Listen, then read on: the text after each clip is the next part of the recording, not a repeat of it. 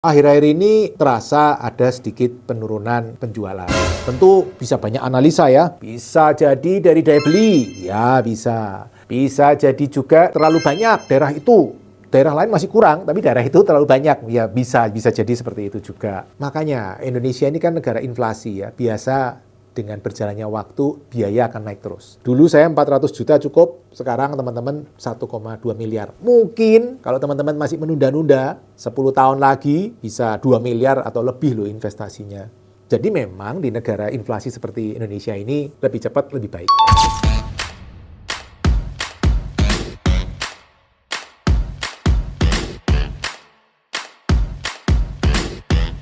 Halo teman-teman, kita ketemu lagi di channel YouTube Pipo. Hari ini kita ngomong lebih spesifik ya, yaitu strategi minimarket waralaba saat kondisi daya beli menurun.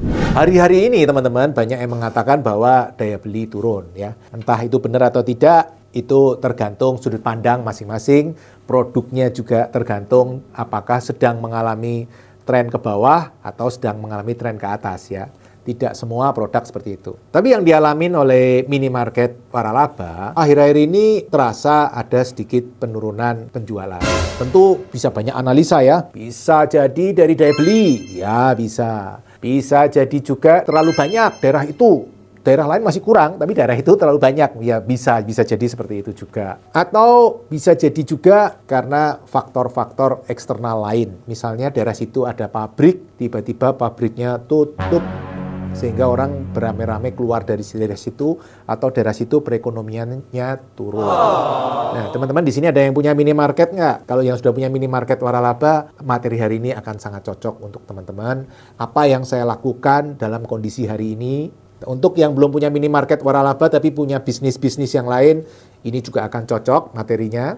Mungkin yang saya lakukan bisa untuk teman-teman pakai untuk bisnis teman-teman, atau yang teman-teman yang sedang pengen belajar tentang berbisnis. Nah, menghadapi kondisi seperti ini, tentu teman-teman sampai hari ini, kalau kita ngomong video ini baru dibuat kan April, ya setelah Idul Fitri kita baik-baik aja, ya kan, puasa Idul Fitri baik. Cuman ke depan kita ngelihat kan sudah tidak ada Idul Fitri sampai tahun depan lagi. Nah, apa yang harus kita lakukan dalam kondisi hari ini? Kalau yang saya lakukan ya, saya itu biasa nggak pernah ngurusin minimarket teman-teman. Sampai kira-kira Januari, Februari kemarin itu saya nggak pernah ngurusin minimarket.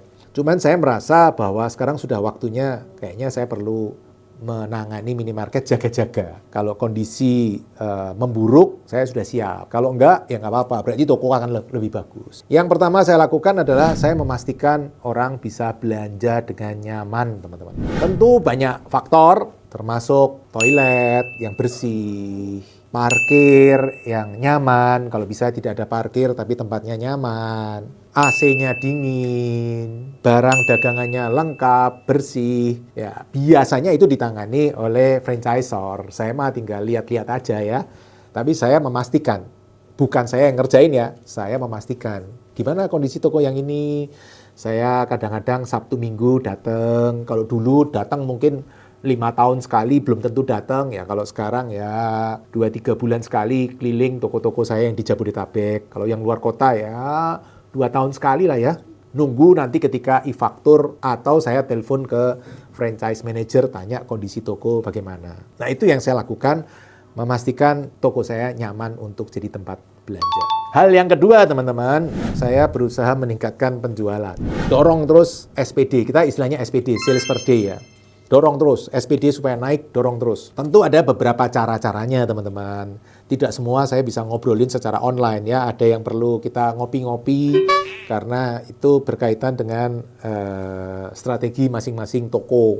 Toko yang tergantung dari traffic orang lewat dengan toko yang tergantung marketnya dari orang yang tinggal di sekitar situ atau residensial, pasti strateginya akan sedikit banyak berbeda. Nah, itu saya monitor penjualan tiap minggu. Walaupun saya nggak ahli, tapi saya berusaha terima report. Saya lihat kalau tokonya tumbuh ya bagus, kalau enggak berarti ada sesuatu yang harus dibereskan. Sekarang saya baru memusatkan perhatian ke 17 toko saya yang di sekitar Jabodetabek dan Kota Serang ya. Sisanya yang 12 toko di Jawa Barat, Jawa Timur, dan di Sumatera belum terlalu menjadi fokus saya. Saya masih fokus ke 17 toko yang di sekitar Jabodetabek ini. Teman-teman, ada sedikit yang challenging, teman-teman. Yaitu biaya tenaga kerjanya tinggi, teman-teman. UMR-nya tinggi. Karena itu risiko toko-toko profitnya rendah lebih gampang terjadi di toko-toko di Jabodetabek. Karena itu teman-teman, kalau teman-teman pengen invest minimarket waralaba, kalau risiko rendah menurut saya ya 4 yang saya bolak-balik ngomong kan. 1, tanahnya murah. 2, UMR-nya rendah. 3, jangan tempel-tempelan. 4, cari yang daerah yang perizinannya terbatas. Nah, Jabodetabek, terutama Jakarta, DKI, ini kan hampir nggak masuk nih tempat-tempatnya. Nah, karena itu saya fokus ke toko-toko yang di Jabodetabek. Untungnya, teman-teman, saya invest sudah lama, dari 2009, sehingga toko-toko saya modalnya dulu beli kecil-kecil. Modal rukonya ada yang 600 juta, 3 kios. Ngomongnya kios lah ya, kayaknya 3 ruko ya. Kalau saya ngomong sih 3 kios. Bangunnya cuma 400 gitu ya, dulu. Kalau sekarang kan karena inflasi beda. Modalnya sekarang teman-teman kalau mau bangun minimarket kan 1,2 miliar. Wow. Plus pembangunan, plus peralatan, plus franchise fee. Makanya Indonesia ini kan negara inflasi ya. Biasa dengan berjalannya waktu biaya akan naik terus. Dulu saya 400 juta cukup, sekarang teman-teman 1,2 miliar. Mungkin kalau teman-teman masih menunda-nunda, 10 tahun lagi bisa 2 miliar atau lebih loh investasinya. Jadi memang di negara inflasi seperti Indonesia ini lebih cepat, lebih baik. Nah, yang nomor 3 berkaitan dengan nomor 2 tadi, meningkatkan penjualan. Nomor 3, saya selalu jagain gross margin, teman-teman. Penjualan kalau tanpa gross margin percuma. Nah, barang-barang yang gross margin tinggi ini yang jadi fokus utama saya. Kalau barang-barang margin rendah itu seperti ya basic food, makanan-makanan pokok gitu ya, beras, gula, minyak goreng, susu bayi, itu kan barang-barang margin rendah. Sementara barang-barang margin tinggi itu kan seperti buah, es krim, kopi, roti, itu kan barang-barang margin tinggi. Jauh loh selisihnya. Minyak goreng itu marginnya bisa 1%, bahkan kadang 0, kadang minus teman-teman. Karena ada HET, harga eceran tertinggi yang tidak boleh ditembus, ya kan, diatur oleh pemerintah. Sebaliknya, untuk barang-barang yang margin tinggi, mungkin marginnya bisa 30-40%. Jauh sekali kan teman-teman. Yang satu profit 1, yang satu profit 40. Ini harus jualan 40 kali lipat, baru bisa ini jualan 1. Pilih mana? Pilih margin besar atau margin kecil? Makanya kalau teman-teman lihat, sekarang kan minimarket agak bergeser ya. Kalau dulu bertumpu ke kebutuhan sehari-hari, sekarang mereka mulai mengembangkan barang-barang margin tinggi. Karena barang-barang margin rendah itu diangkat, nggak bisa-bisa omsetnya. Ada diversifikasi barang-barang margin tinggi untuk membuat secara rata-rata gross margin keangkat, teman-teman. Dulu rata-rata toko saya marginnya dibanding sekarang itu kira-kira gross marginnya ya sudah naik 50%. Ya, maksudnya kalau dulu 10 ya sekarang bisa 15-16% dulu. Jadi selisih cukup jauh. Bukan dengan menaikkan harga loh teman-teman, tapi dengan memasukkan barang-barang margin tinggi, diversifikasi. Jadi nggak fokus ke jualan barang-barang margin rendah, tapi jualan barang-barang margin tinggi, dikombinasikan. Nah, gross margin itu penting. Gross margin selisih cuma 1%, Pak. Nggak ngefek. Loh, kalau omsetnya gede, toko yang rata-rata aja omset 400 juta sebulan. Selisih 1%, 4 juta sebulan. Setahun kali 12, ya 50 juta. 5 tahun udah 250 juta. Lumayan ya teman-teman ya, selisih 1/4 miliar loh. Per 5 tahun, per 1 kali masa waralaba. Berlipat-lipat. Karena itu di bisnis minimarket, gross margin penting teman-teman. Apalagi ada royalti. Royalti 2-4%, rata-rata 2,5%. Nah kalau gross margin cuma 1, apalagi kurang dari 1, wah tambah jualan, tambah rugi, tambah jualan, tambah rugi, tambah jualan, tambah rugi. Makanya saya selalu termasuk mengawasin toko-toko saya yang gross marginnya rendah. Ada apa ini kok rendah? Jangan sampai nggak nutup biaya operasional. Secara umum teman-teman, franchisor sudah menjaga. Tapi tentu dalam kondisi hari ini yang penuh tantangan ini akan jauh lebih baik kalau kita mengawasi juga. Kalau kemarin-kemarin saya jarang ngawasin. Kalau hari-hari ini saya terus-menerus mengawasi toko-toko franchise saya supaya bisa melewati kondisi ini dengan baik.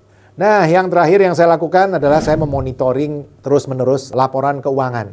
Biasanya saya jarang ngawasin, paling yang saya awasin kalau Februari pas jelek-jeleknya gitu ya. Minimarket waralaba itu siklus profitnya. Biasa titik terjelek adalah Februari karena hari kerjanya cuma 28 hari, tapi biayanya full sebulan. Musim hujan, orang pada males belanja, plus Januari, Februari barang-barang promo atau promosi-promosi masih belum gencar, teman-teman. Jadi ya orang masih santai-santai untuk belanja. Nah, topnya, titik terbaiknya adalah waktu bulan puasa, Idul Fitri, terutama Idul Fitrinya. Profit bisa 2 kali lipat dari rata-rata setahun. Yang nomor 2 terbaik biasanya Natal Tahun Baru. Nah, saya biasanya ngecek biaya-biaya apa aja yang masuk. Biasanya sih saya langsung lihat paling bawah.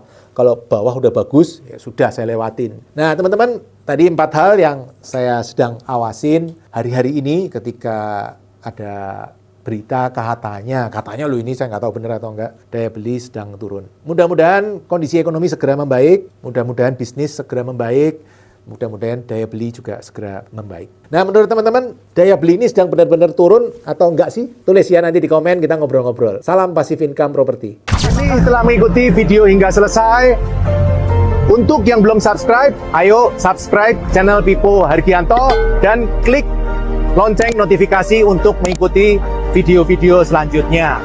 Teman-teman juga bisa mengikuti seminar-seminar yang saya bagikan. Silakan daftar melalui nomor berikut.